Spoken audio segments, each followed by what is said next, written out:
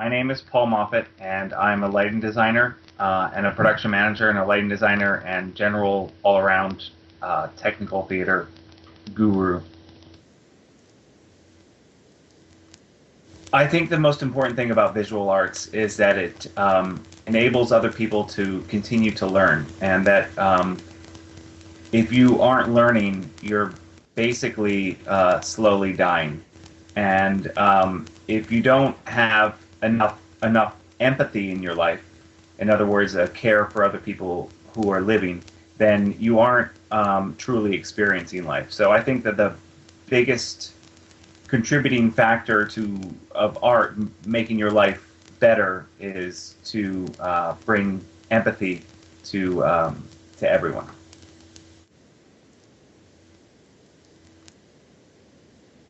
It goes both ways. It's negative in the fact that it's very cheap, but it's also positive in the fact that it's very cheap. If you live in the middle of nowhere and you don't have access to art, you can still be able to look at the Grand Masters and be able to get an impression of what makes them great. But to take an example, if you look at a portrait or if you look at a painting by Alphonse Mucha and you look at it on a computer screen, it looks small and it doesn't necessarily look. I mean, you still get a sense of Art Nouveau, you still get a sense of something greater, but unless you look at it close and you realize that this picture isn't like this big, it's actually, way much bigger, and that every single line that he draws is actually 50 lines all in a row out of pen, and there's these sweeping curves, and each one is perfect, and he made the entire painting in one go out of ink.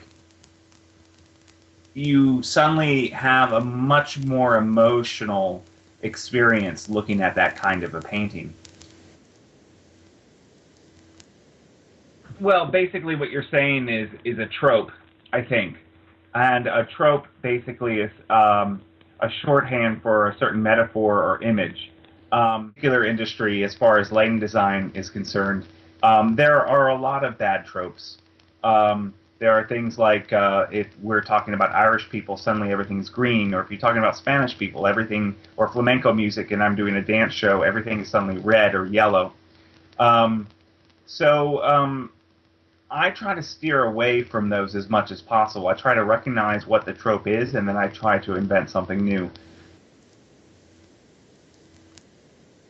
I would have to say modern dance, and I know that that sounds cliche, to include the audience in the overall experience, so that the audience, rather than just being in a seat, is actually on a location where the art is sprung from, so that you're walking through a museum or an old historic building, and you're part of that experience with them, and yet you're telling a new tale and making the audience a part of that experience, rather than the audience being over here and the artist being over here, but rather they're both together and they're working together to make a piece of art. That's the kind of stuff I find the most engaging right now. I once saw Almond Blossoms by Vincent van Gogh. I took that image and I was able to translate it into a work of art by Nicole Canuso, who was a modern dancer, and she was doing a dance piece. And there's this one piece in the middle of it that was about rebirth and a circle of life. And I basically took the imagery from that very distinctive blue color with flashes of white, and I worked and outlined in black, and I basically took that color palette and I made it into my lighting design. So it affects me very directly. It's a photograph taken by Voyager 1.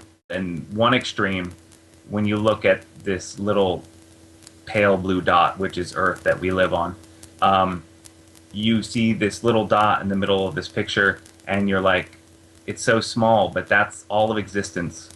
And on the other hand, we fight wars and kill each other over this little thing. So to me, is a visual representation of what art should be. it's very poetic.